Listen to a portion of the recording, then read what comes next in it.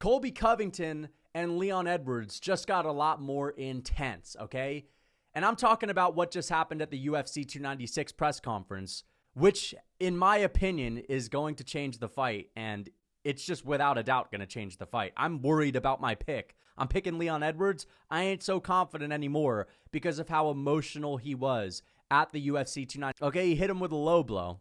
And I didn't expect it. Leon didn't expect it. Leon was going into this press conference thinking, I'm not going to engage with that clown Colby Covington. I'm beyond all the bullshit. I'm too mature for this. And he was rendered to a guy who was sitting there with his lips quivering, looking like Adesanya when Adesanya was at the Strickland press conference. And he also had to be held back by security because Colby Covington brought up his dad. It was a low blow. And I want to know if you guys think he went too far. Well, one thing's for sure, it was a piece of shit thing to say, okay? I know that some of you guys are going to be in the comments, oh, what are you saying, softy? Piece of shit thing to say? Colby knows it's a piece of shit thing to say. Leon Edwards reacted that way because it was a piece of shit thing to say. There's a reason why Colby prepared that line. He even messed up the line beforehand. Now, Colby saying, I'm going to bring you to the 7th layer of hair is hilarious because he always bumbles over his lines, but that's just something that makes him funnier.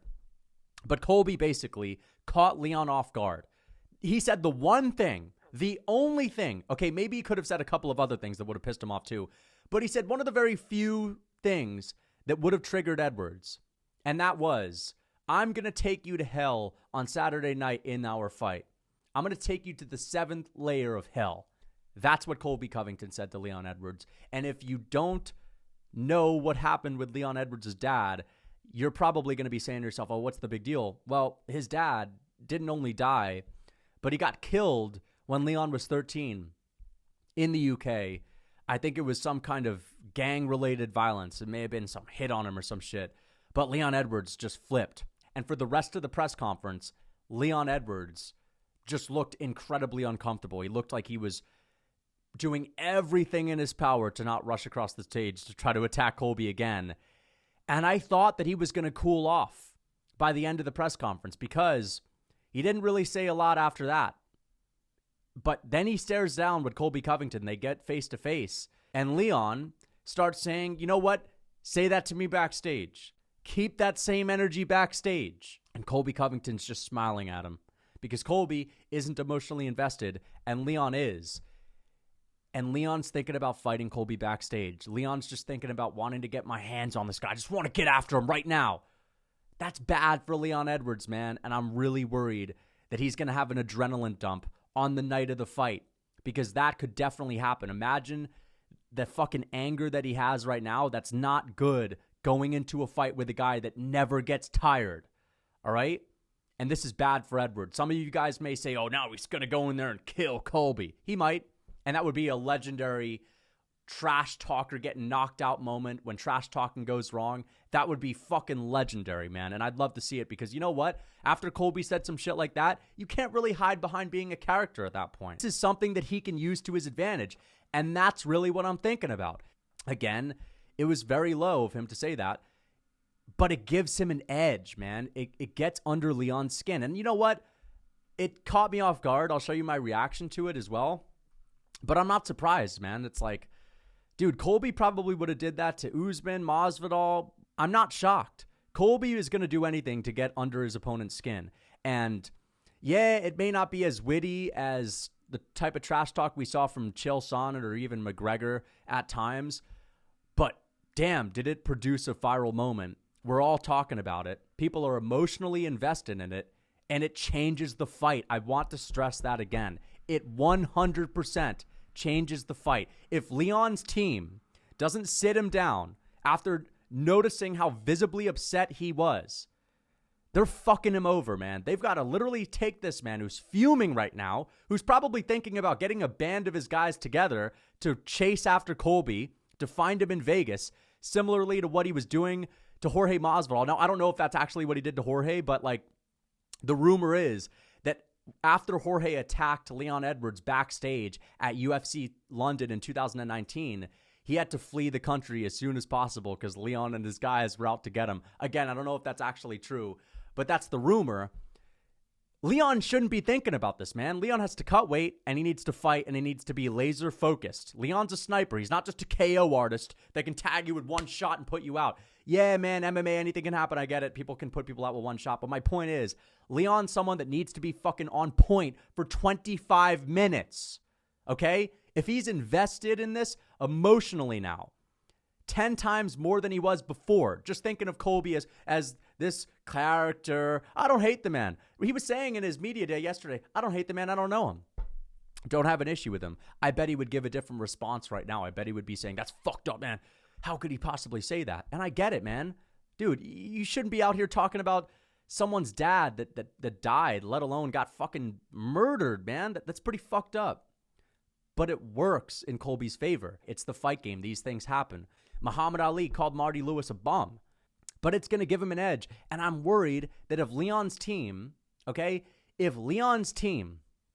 doesn't sit him down to have a serious discussion about, listen, Colby's bringing up the one thing that's going to get to you. He's just doing this to win the fight so that you can gas out early. Because again, if you've never had an adrenaline dump or a lactic acid buildup moment, where you won't understand how this will work, but that can happen in a fight, bro. This is why people don't want to go into a fight super emotional. They make mistakes, okay? They gas out a little bit quicker, all right? Their arms get heavy. They get tired. And the last thing you want is to gas out in front of Colby Covington in the second round, okay? Because he'll fucking dominate the fight. That's a guy that never gets tired. Leon needs to be on point for 25 minutes. That's his style, all right? He's a sharpshooter out there. He's a guy that doesn't have the best gas tank in the world. He has a decent gas tank. But, man, he has to manage it perfectly, and that's why I'm really worried going into this. So if you're a Colby Covington fan and you're really wanting him to get this one done, bro, you should be over the moon. You should be over the moon. You basically have the win in the bag, okay? Maybe not. Maybe not. I still think Leon's probably going to win, but I'm not confident. I'm really not confident, and I swear I'm not just saying this to save face for if I get my pick wrong. This is something that has to be brought up. If you don't think this is going to change the fight, it fucking will.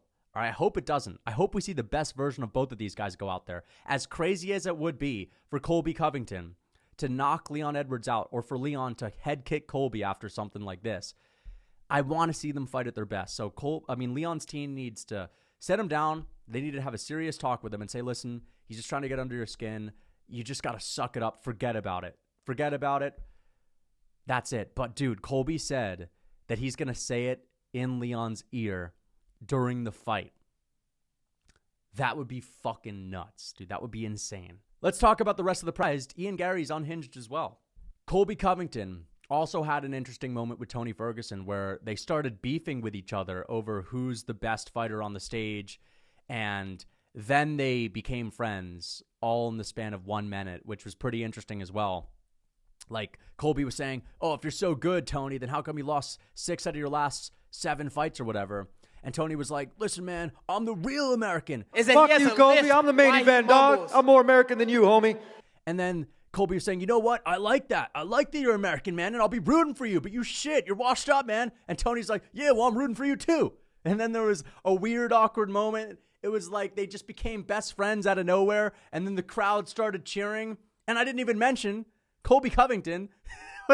He came out wearing like some 1776 Patriot uniform, George Washington-esque costume, which is fucking hilarious, man.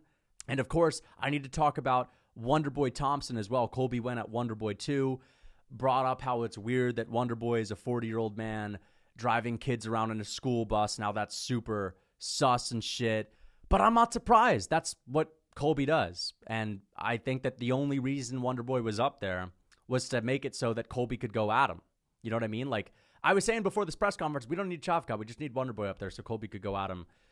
I wish that he would have went the choir boy route, though. But, you know, Colby always brings up that other shit, too. And then we had Paddy Pimblett as well, which was also pretty interesting. I mean, he went up there, and he was completely mute. It looked like he was being punished, honestly. He didn't want to be there. You could see it in his eyes. He knew that Ian Gary wasn't there to save the day and take the heat off of him, so I think his approach to this press conference was clear early on. It was, I'm going to shut my mouth. I was the most hated man in MMA at one point. I don't want to go back to that. Everyone loves Tony. I don't want to get on the wrong side of these guys. Let me sit with this one out. And Tony, of course, not afraid to go off on anyone. Last time, Tony didn't say anything to Bobby Green, But Tony's been a little bit more chirpy this time around at this press conference, and he was going at Patty, saying, I'm going to bloody his face up. This guy's thinking about me blocking him on Instagram. He's thinking about the wrong thing. And then Patty Pimblett at the end just had enough. He had said, listen, man, you're the one that blocked me. You're the one that's getting emotional. Okay? And he started saying, he called him a sausage. That was the one thing that really kicked it off. That was the word that brought Patty Pimblett to life. Once he started with the Scouse slang, he called him a sausage. All right? He started letting go the lads, and all of a sudden, Patty Pimblett was back. So we saw, I was going to say vintage Patty Pimblett. There is no vintage Pimblett, though. We saw the real Patty Pimblett on stage saying he's going to beat Tony's ass. Tony's washed. He called him an old crab. He called him an old tick. He said, you're losing all your fights. You're washed up. I'm going to fucking knock you out and stand over you like Michael Chandler. So I was happy to see that. But then, guys, John Anik ruins it and says, last question. 30 minutes into the press conference, I don't get it. The only explanation as to why they're ending these press conferences, especially when there's a good moment, Patty and Tony were still going at each other, man. We had more time for Colby. We had more time for Pantoja's boring questions, too. Bro, let me just bring on Pantoja. Listen, respect to Pantoja, respect to Brandon Royval. I can't wait to see the fight. It's going to be great. We all know it. That's not selling the fight, okay? We know that they're going in there to beat each other. We know that they have exciting fight styles, okay? Even if someone that's never watched the sport, if they were to tune into it, they still wouldn't give a fuck, okay, about Pantoja and Royval. It's just one of those things where you have to see it go down. You have to see them fight to be interested in them to begin with, okay? Why are they at the press conference?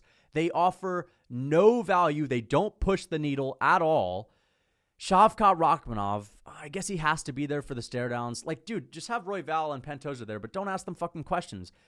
And you've got this, guy from Brazil. Of course, he wants to ask Pantoja a question. But this guy is like a big-time MMA media outlet guy in Brazil that has access to Pantoja, Charles, Pereira. He's done a million interviews, and he's asking Pantoja, the fucking most mundane questions ever. Do you want to fight Moreno again? Who cares, man? Who cares? Okay? I don't get it. But back to my point.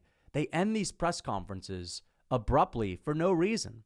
Okay, well, the only reason that I can think of is maybe the fighters, because they're cutting weight, they just can only muster up the energy to sit down for 30 minutes, and that's it. They got to get to business.